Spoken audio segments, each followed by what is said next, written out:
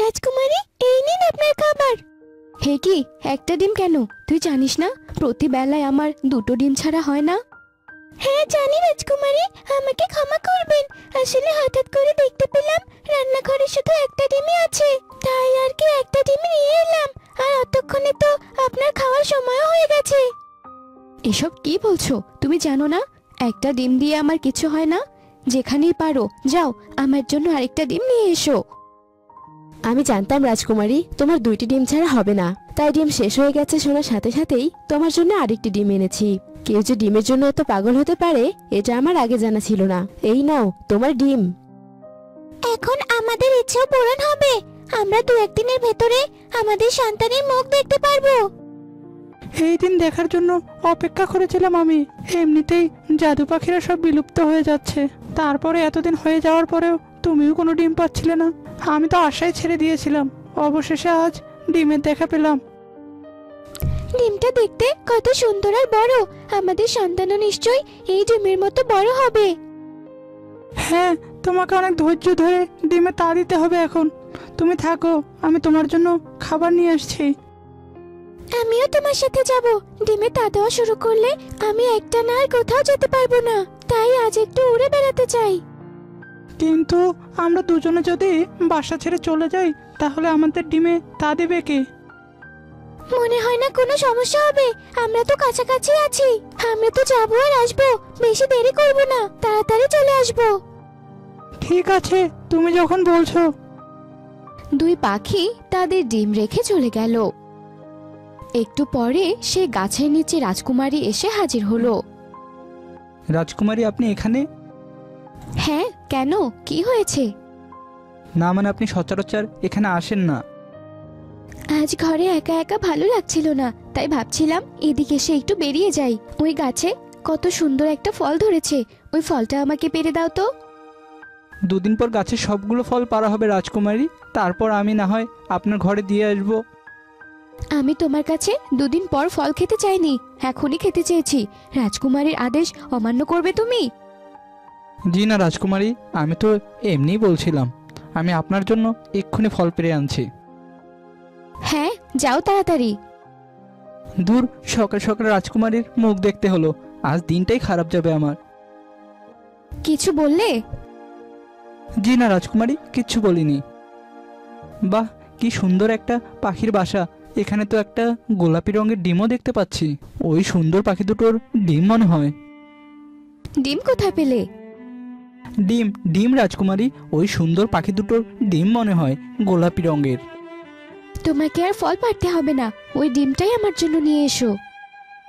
দূর, ভুলে গিয়েছিলাম রাজকুমারী ডিমের পাগল। কিন্তু রাজকুমারী, ডিম নিয়ে গেলে তো পাখির কষ্ট হবে। পাখির আবার কিসের কষ্ট? তুমি ডিম নিয়ে এসো, তোমাকে যা করতে বলেছি তুমি সেটাই করো। জি, করছি রাজকুমারী। এনেছো ডিমটা? সাবধানে এনেছো তো? ভেঙে যায়নি? না রাজকুমারী, ডিমটা একদম ঠিক আছে, এই নিন। এই ডিমটা দেখতে কত সুন্দর, খেতে না জানি কত মজা হবে। দাসী, কোথায় তুমি? জি রাজকুমারী, বলুন। যাও, এই ডিমটা এক্ষুনি সেদ্ধ করে নিয়ে এসো, আমি এক্ষুনি এই ডিমটা খেতে চাই। জি, এখনই আনছি। সারাদিন শুধু ডিম আর ডিম। প্রতিদিন এত ডিম খাওয়ার পরেও রাজকুমারীর মন ভরে না। তুমি কি কিছু বললে? না, বলছিলাম ডিম সিদ্ধ করে আনতে অনেক সময় লাগবে। ততক্ষণে না হয় আপনি গাছের নিচে ওই চেয়ারে গিয়ে বসুন। হ্যাঁ, ভালো কথা বলেছ, গিয়ে বসি তবে। দাসী ডিম সেদ্ধ করে নিয়ে আসার পর রাজকুমারীকে খেতে দিল। রাজকুমারী বরং তৃপ্তি সহকারে ডিমটি খেলো। ইস, ডিমটা খেতে কত সুস্বাদু। এরকম ডিম যদি আমি প্রতিদিন খেতে পারতাম। সৈন্য, ওই পাখি দুটো গাছে ফেরার পর ওই পাখি দুটোকে ধরে নিয়ে আসবে। আমি প্রতিদিন এমন ডিম খেতে চাই। জি রাজকুমারী। হে কি, আমাদের ডিম কোথায় গেল? এ কি, অন্য পশু পাখি চুরি করলো না তো আবার? কে চুরি করবে? আমরা তো অনেক আগে থেকেই এই গাছে জাদু করে রেখেছি, যেন আমরা বাদে অন্য কোনো পশু পাখি না আসতে পারে। তাহলে কি ডিমটা উধাও হয়ে গেল? তোমার কথা শুনলে আমার ভালো হতো, কেন যে আমি ডিম রেখে চলে গেলাম। তোমার কথা শুনলে আজ আর এই দিন দেখতে হতো না। ওই যে ওখানে যে মেয়েটা বসে আছে, ওর সামনে কিসের যেন খোসা পড়ে আছে, দেখতে ঠিক আমাদের ডিমটার মতো। হ্যাঁ তাই তো দেখছি, তার মানে কি ওই মেয়েটাই আমাদের ডিমটা? হ্যাঁ যদি তাই হয় তাহলে আমরা ওকে অনেক কঠিন শাস্তি দেব। চলো গিয়ে দেখে আসি। সৈন্য, তুমি যে পাখি দুটোর কথা বললে, ওরা তো দেখছি নিজেরাই আমার কাছে আসছে। তোমাকে আর কষ্ট করে ওদের ধরতে হবে না। তোমার টেবিলে ওটা কিসের খোসা পড়ে আছে? তুমি কি গাছ থেকে আমাদের ডিম চুরি করেছো? ওমা, এই পাখি তো দেখছি আবার মানুষের মতো কথাও বলতে পারে। কি চুরি করেছি আমি তোমার? তুমি তো আমার প্রাসাদের গাছে থাকো, আর সেই গাছে থাকা ফলগুলো খেয়েই তো ডিম পারো। সেই হিসেবে তোমাদের ডিমের উপর আমারও অধিকার আছে, তাই ওই ডিম আমি খেয়ে ফেলেছি। এই মেয়ের কত বড় সাহস! ও আমার ডিম খেয়ে ফেলেছে, ওকে আমি প্রাণে মেরে ফেলবো। এই পিচ্চি পাখি নাকি আবার আমাকে মারবে। তোমরা যদি তোমাদের জীবন বাঁচাতে চাও তাহলে প্রতিদিন আমাকে একটা করে ডিম দেবে, আর নয়তো আমার সৈন্য তোমাদেরকে মেরে ফেলবে। তোমায় কিছু করতে হবে না দাদু পাখি, আমিই করছি। ওর ডিম খাওয়ার অনেক শখ, আমি ওর ডিম খাওয়া বের করছি। এ কি হলো? এ পাখি আমাদের রাজকুমারীকে কি জাদু করলো? এই, কেউ ওদের আটকা। চলো আমরা এখান থেকে তাড়াতাড়ি চলে যাই। কোথায় গেল পাখি দুটো? কোথায় উধাও হয়ে গেল? পাখির কথা বাদ দাও, আমার মুখ কোথায় গেল? রাজকুমারী, আপনার মাথা দেখতে একদম ডিমের মতো হয়ে গেছে। আমাকে তাড়াতাড়ি রাজপ্রাসাদের ভেতরে নিয়ে চলো, না হলে সবাই দেখলে যে হাসাহাসি করবে। জি, চলুন আমার সাথে। আরো খাও বেশি করে ডিম, এর জন্য প্রতিদিন ডিম রাখতে রাখতে আমার হাতের অবস্থা খারাপ। হেই, কে কথা বলছো? হ্যাঁ, আমি কিন্তু কাউকে ছাড়বো না বলে দিলাম।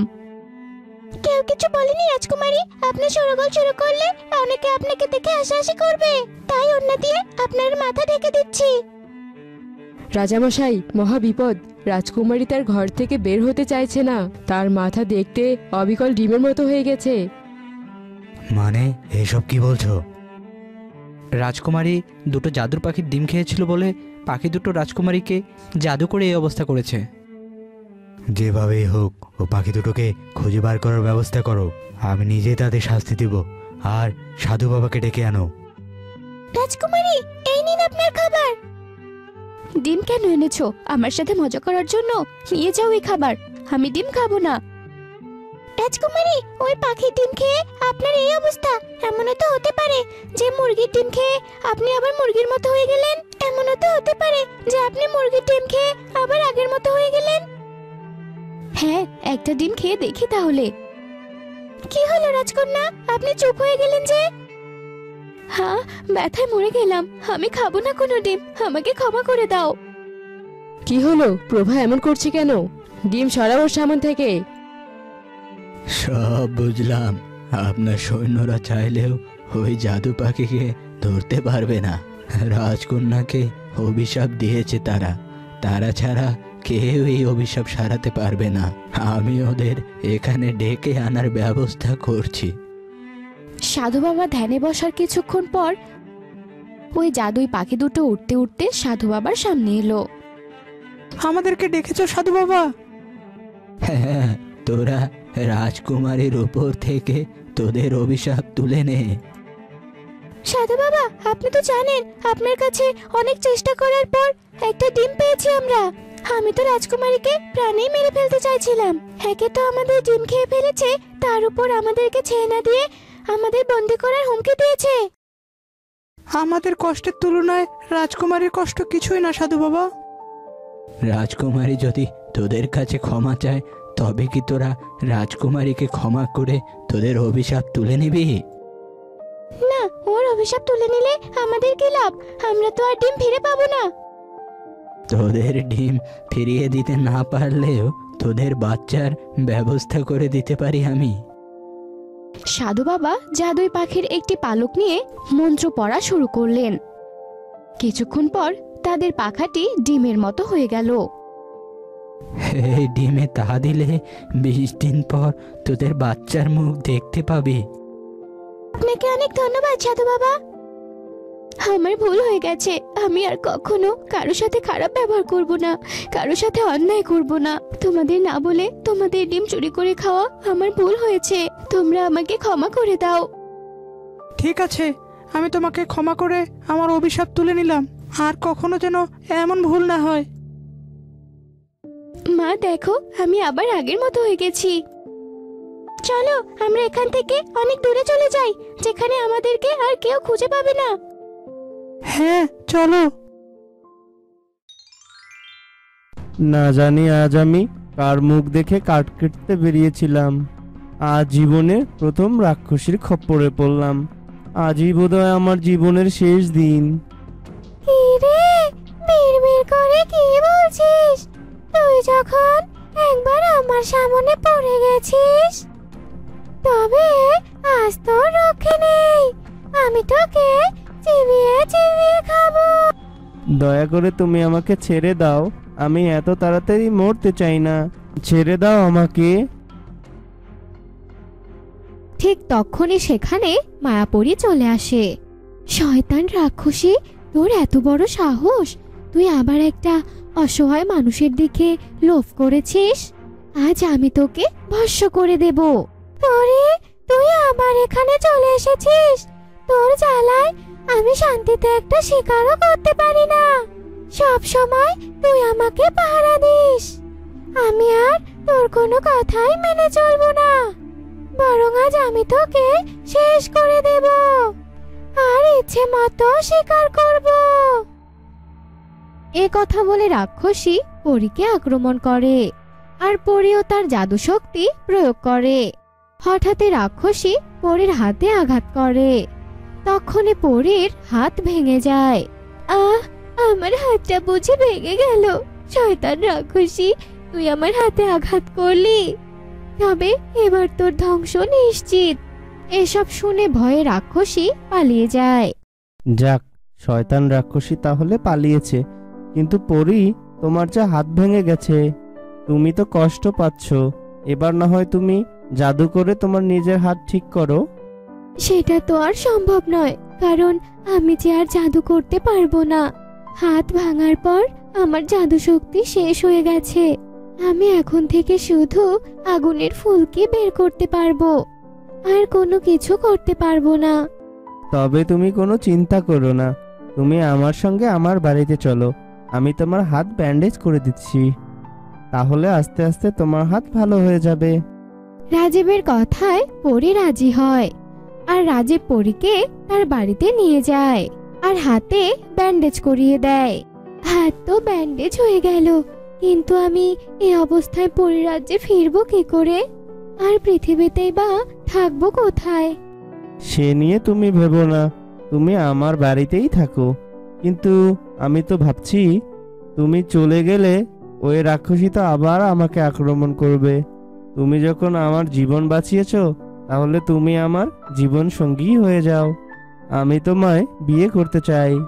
তুমি আর না করো না পরী, তুমি একবার আমায় বিয়ে করো। আমরা দুজন মিলেই ওই রাক্ষসীকে ধ্বংস করে দিব। এটা তুমি ঠিকই বলেছ। আজ ওই রাক্ষসী পালিয়েছে তো কি হয়েছে? ওকে আমি ছাড়বো না। ওকে ধ্বংস করার জন্য হলেও আমি তোমাকে বিয়ে করতে রাজি। এরপর পরী আর রাজীব বিয়ে করে।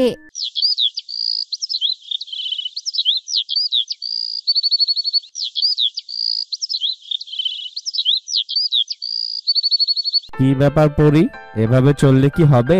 তুমি তো সংসারের একটা কাজও করছো না। এখন তো তোমার বিয়ে হয়েছে, এখন তো তোমাকে সংসারের কাজ করতে হবে নাকি? তুমি আমার সাথে এমন আচরণ করছো কেন গো? দেখতেই তো পাচ্ছো আমার হাত ভাঙা। আমি এই ভাঙা হাত নিয়ে কিভাবে কাজ করব বলো? তুমি যদি কাজ না করো, তাহলে সংসারের কাজ কে করবে শুনি? আমি যদি বাইরের কাজ করে এসে আবার ঘরের কাজও করা লাগে, সেটা করব নাকি? তা কখনোই হবে না। আমি এখন পায়ের উপর পা তুলে বসে আরাম করব, আর তুমি কাজ করবে। পরে রাজীবের এমন ব্যবহার দেখে পরে চোখের জল ফেলতে ফেলতে ঝাড়ুটা নেয়, আর এক হাতে কোনো রকম উঠানটা ঝাড়ু দেয়। কি ব্যাপার পরী, তুমি কি বুঝতে পারছো না আমার কাজে যেতে দেরি হচ্ছে? জোরে হাত চালাতে পারো না নাকি? তুমি দিন দিন এমন কর্কশ আচরণ কেন করছো গো আমার সাথে? তুমি কি ভুলে গেছো আমার এক হাত ভাঙা? তুমি একটু ধৈর্য ধরো, আমি এক্ষুনি তোমার জন্য খাবার বেড়ে দিচ্ছি। এটা কি হচ্ছে? আমি এত চেষ্টা করেও পরীর জীবন অতিষ্ঠ করতে পারছি না। ওকে তো মৃত্যুর মুখে ঠেলেই দিতে পারছি না। পরীকে না মারলে তো আমি কিছুতেই ওই ডানা নিতে পারবো না। ওদিকে তো প্রতিনিয়ত আমাকেই খোঁটা শুনতে হচ্ছে। কাউকে দিয়ে কিচ্ছু হবে না। এ তো দেখছি হাত ভাঙা পরীর সাথে জমিয়ে সংসার করছে, আর পরী ওকে স্বামীর মতো ভক্তি শ্রদ্ধা করছে। তবে এবার যা করার আমাকেই করতে হবে। এরপর কেটে যায় বেশ কিছুদিন।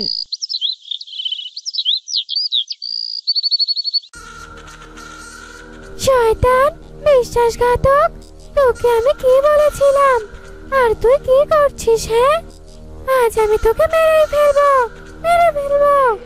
আমায় মেরো না রাক্ষসী, আমি তো চেষ্টা করেই যাচ্ছি, কিন্তু কোনোভাবেই তো পরীকে মারতে পারছি না।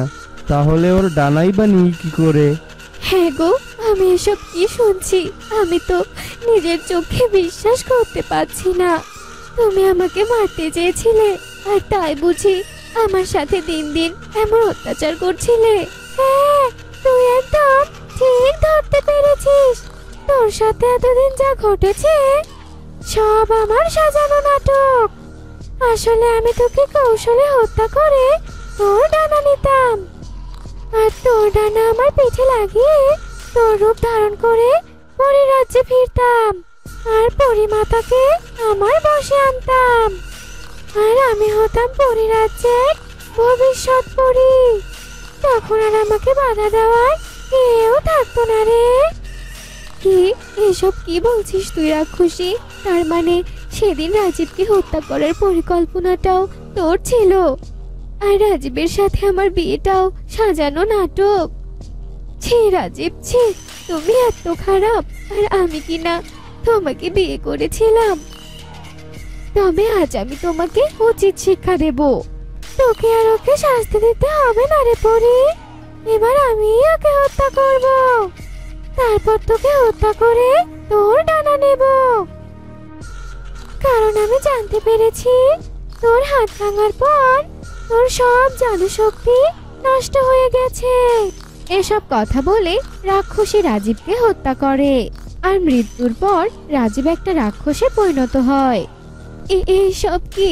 এ রাজীব নয়, এটা তো একটা রাক্ষস। তবে কি আমি এতদিন একটা রাক্ষসের সাথে ছিলাম, আর আমি সেটা বুঝতেও পারিনি। তোকে আর কিছু বুঝতে হবে না রে পরি, কারণ তুই বোঝার সুযোগ পাবি না।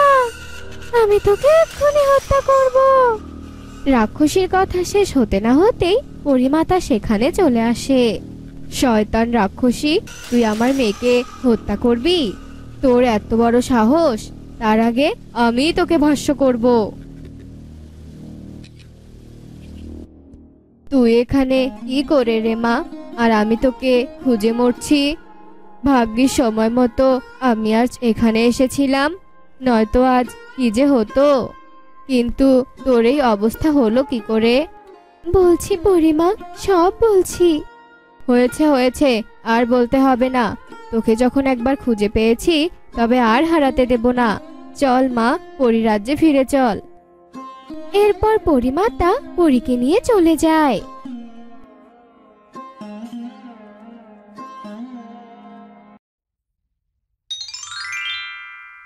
ভৈরব নদীর তলদেশে ঝিনুকমালা তার ছোট্ট মেয়েকে নিয়ে থাকতো। ঝিনুকমালা ছিল বড্ড চঞ্চল, সবসময় সে দুষ্টুমিতে মেতে থাকতো। ঝিনুকমালা, সোনা মা আমার, এভাবে ছুটিস না, আয় মায়ের কাছে ফিরে আয়। ঝিনুকমালা মা, পারবে না, পারবে না, আমাকে ধরতে পারবে না। ঝিনুকমালা যখন তার মায়ের কথা না শুনে ছুটছিল, তখনই সে পাথরের উপরে একটি গোলাপি রঙের আপেল দেখতে পায়, আর আপেলটি হাতে নিয়ে বলতে থাকে, দেখো মা, দেখো একটি আপেল। এই আপেলটা খাই মা, খাই। না রে মা, পড়ে থাকা কোনো কিছু খেতে নেই, ফেলে দে, ফেলে দে বলছি, ফেলে দে হাত থেকে। এমন গোলাপি আপেল তো আগে কখনো দেখিনি। না, আমি খাবোই খাবো।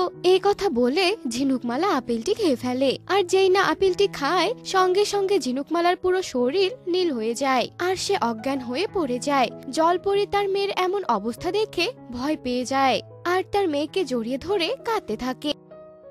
ঝিনুকমালা, ঝিনুকমালা, এ মা তোর কি হলো রে? কথা বল, তোর শরীর এমন নীল হয়ে গেল কেন? আমাকে আর দেরি করলে চলবে না, এক্ষুনি এক্ষুনি ঝিনুকমালাকে নিয়ে জলদেবীর কাছে যেতে হবে। এ কথা বলে জলপরি তার মেয়ে ঝিনুকমালাকে কোলে তুলে নিয়ে জলদেবীর উদ্দেশ্যে রওনা দেয়। জলদেবী, জলদেবী সাহায্য করুন আমাকে, জল থেকে বেরিয়ে আমাকে দর্শন দিন, গুহা থেকে বেরিয়ে আমাকে দর্শন দিন, জলদেবী, জলদেবী। জলপরীর ডাকে জলদেবী গুহা থেকে বেরিয়ে আসে আর জলপরীকে বলতে থাকে, কি হয়েছে জলপরি, এভাবে কাঁদছো কেন? জলদেবী, জলদেবী, আমার মেয়ে ঝিনুকমালা ভুল করে একটি কুড়িয়ে পাওয়া আপেল খেয়ে ফেলেছে, তারপর থেকে তার শরীর নীল হয়ে গেছে, আর কথা বলছে না। আপনি বাঁচান আমার মেয়েকে, ঠিক করে দিন জলদেবী, ঠিক করে দিন। তোর মেয়ের শরীর দেখে মনে হচ্ছে তোর মেয়ে কোনো বিষাক্ত আপেল খেয়ে ফেলেছে। ওই বিষ সহজে তোর মেয়ের শরীর থেকে নামবে না। তবে কি আমার মেয়ে ভালো হবে না? আমি কি সন্তানহারা হয়ে যাব? জলদেবী, কোনো কি উপায় নেই আমার মেয়েকে ভালো করার জন্য? আছে, একটি উপায় আছে। তোর মেয়ের কপালে যদি শেষ নাগিন তার মণিটি স্পর্শ করিয়ে দেয়, তাহলেই তোর মেয়ের শরীর বিষমুক্ত হয়ে যাবে, তোর মেয়ে একদম সুস্থ হয়ে যাবে। তবে আমি আমার মেয়ের প্রাণ বাঁচাতে শেষ নাগিনের কাছে যাব আর তার কাছে সাহায্য চাইবো। এ কথা বলে জলপরি তার মেয়েকে নিয়ে সেখান থেকে চলে যায় আর তার মেয়ের বিষে ভরা শরীরটি একটি গুহার ভেতরে রেখে শেষনাগিনের উদ্দেশ্যে রওনা দেয়। অন্যদিকে শেষনাগ মাছ খেয়ে খেয়ে আমার পেটটা একদম ভরে গেছে, চলো আমরা আমাদের গুহায় ফিরে যাই। শেষ নাগিন যখন নাগকে এসব কথা বলছিল, তখনই সে পাথরের সঙ্গে একটি সোনালী রঙের বড় মাছ দেখতে পায় আর সে বলে ওঠে, শেষ নাগিন, একটু দাঁড়াও তুমি। ওই দেখো, ওই পাথরের পাশে কত বড় একটা সোনালী রঙের মাছ। ওই মাছ আমাকে খেতেই হবে। তুমি একটু দাঁড়াও, আমি এক্ষুনি ওই সোনালী রঙের মাছটা ধরে নিয়ে আসছি। এ কথা বলে শেষনাগ সোনালী মাছটি ধরার জন্য এগিয়ে যায় আর খোপ থেকে বের হওয়ার সময় সোনালী রঙের মাছটি ধরে খোপ থেকে বের হওয়ার সময় তার লেজটি একটি বড় পাথরের সঙ্গে আটকে যায়। শেষ নাগিন, আমি এখান থেকে আমার লেজটা বের করতে পারছি না। আহ আহ শেষনাগ নড়াচড়া করতেই একটি ধারালো পাথরের সঙ্গে লেগে তার লেজটি কেটে যায়। শেষনাগ, এ তোমার কি হলো? শেষনাগ, তোমার লেজ কেটে গেল, হায় হায়। আহ আহ আমার ভীষণ কষ্ট হচ্ছে শেষ নাগিন। আমার যেহেতু লেজ কাটা গেছে, তার মানে আমি দুদিন পরেই মারা যাব। কারণ যেসব শেষ নাগের লেজ কাটা যায় তারা দুদিন পরেই মারা যায়। না, আমি তোমাকে কিছুতেই মরতে দেব না। আমি জানি শেষনাগের লেজ কাটা গেলে একদিন না একদিন সব ঠিক হয়ে যায়। এই জলরাজ্যের পূর্ব দিকে একটি দানবের গুহা আছে, সেই গুহায় একটি নীল পাথর আছে। সেই জাদুই নীল পাথর তোমার লেজে ছোঁয়ালে তোমার কাটা লেজ ঠিক হয়ে যাবে। না না না শেষ নাগিন, ওই দানব খুব হিংস্র। তুমি ওই নীল পাথর নিয়ে আসতে পারবে না। আমি মারা গেলেও তোমাকে বেঁচে থাকতে হবে শেষ নাগিন, তোমাকে বেঁচে থাকতে হবেই। তুমি মারা গেলে আমার বেঁচে থাকা অর্থহীন, আমি সেখানে যাবই যাব। এসব কথা বলে যখন শেষনাগিন সেই অর্থ দানবের গুহার দিকে যেতে ধরে, তখনই তার সঙ্গে জলপরীর দেখা হয়। শেষনাগিন, আমি তোমার কাছে যাচ্ছিলাম, তোমার সাহায্য যে আমার ভীষণ প্রয়োজন। একটু দাঁড়াও, আমার কথা একটু শোনো।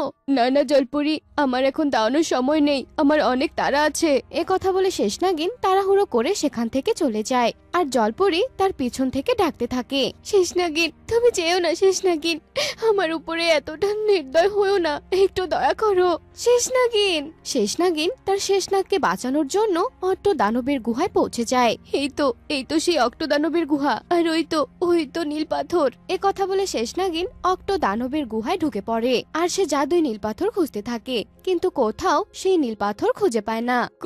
কোথায় সেই নীল পাথর? কোথাও তো দেখছি না, যাই আর একটু ভেতরে গিয়ে দেখি। এ কথা বলে শেষনাগিন আর একটু ভেতরে যায় আর গিয়ে দেখে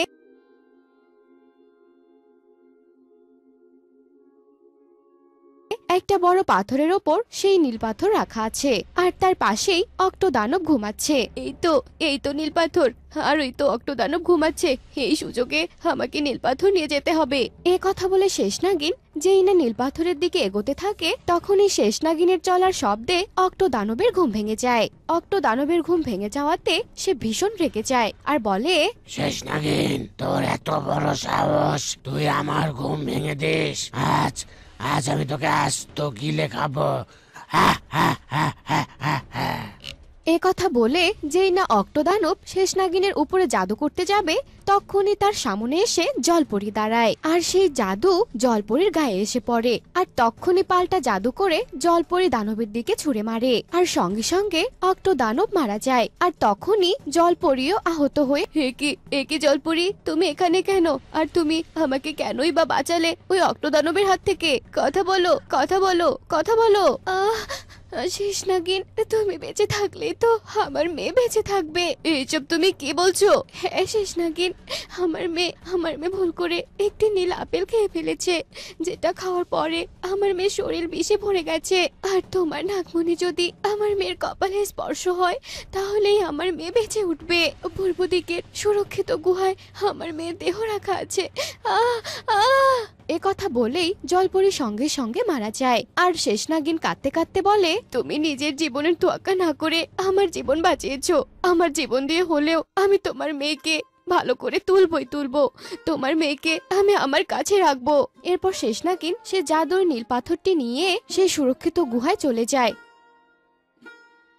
জলপরীর মেয়েকে সুস্থ করার জন্য এবং গিয়ে তার মাথায় ছুঁয়ে দেয় আর জলপরীর মেয়ে সুস্থ হয়ে ওঠে মা মা মা কোথায় তুমি কে মা মা মারে তোর মাঝে আর আসবে না তোর মাঝে আর নেই তোর মা মারা গেছে আজ থেকে আমি তোর মা তুই আমার কাছে আয় সোনা আমার মা মারা গিয়েছে না না মা মা কাঁদিস না রে মা কাঁদিস না তোর কোনো ভয় নেই তুই আমার সঙ্গে চল এ কথা বলে শেষ নাগিন জলপরীর মেয়েকে নিয়ে শেষ নাগের কাছে আসে এ কি শেষ নাগিন তুমি একটা জলপরীর মেয়েকে এখানে নিয়ে এসেছো কেন তোমাকে এসব পরে বলছি গো আগে তোমার লেজটা ঠিক করে দেই এ কথা বলে শেষ নাগিন সেই নীল পাথরটি শেষ নাগের লেজে ছোঁয়ায় আর সঙ্গে সঙ্গে শেষ নাগের লেজ ঠিক হয়ে যায় এ কথা বলে শেষ নাগিন শেষ নাগকে সমস্ত ঘটনা খুলে বলে আর এরপর থেকে ঝিনুকমালা শেষ নাগ ও শেষ নাগিনের সঙ্গেই অনেক সুখে শান্তিতে বসবাস করতে শুরু করে।